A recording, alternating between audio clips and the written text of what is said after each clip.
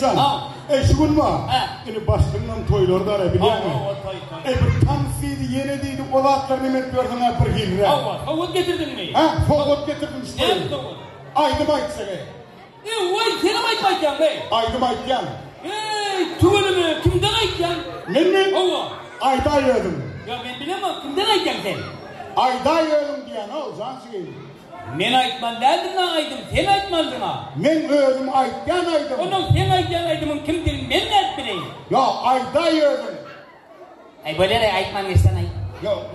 Aytyan anustan aytyan mı? Yok. Sen hocanetten mi? Yok. Enesine zet var mı? Ay ne ettin ayımın? Yok ho. Ay baburana soruyor ya, Gülcahan'dan aytyan mı? Halk aydım. Yok. Ayda yedim. Ay bari ne kadar aytyan sonundan aydım. Ben onu tarif et, uyan dedim. Tarif et yok. Senin aydım, favori etken, biliyor musun? Bollu. İlili adamlar, mehraman adamlar. Birinin şu toyunumuzda, birinin belli var şeyimiz. Birinin lauriyati, Leyli'nin dayhani, Leyli'nin çopani, diplomat, şimdiden tanrıyız. Viran şeyimiz türsün, aydımız haberini yerine getirip verir. Dinle, dinle. Gitti. Kim terli olmuyor? Doğru. Yok ho. Zenan gitti. Zenan neydin mi? Zenan neydin o? Onu izin alıp bulma. Şu diyenle. Neyse orkan o. O zenan neydin olsun. Diyenlerin izin alıp bulma. Alıp bulun o.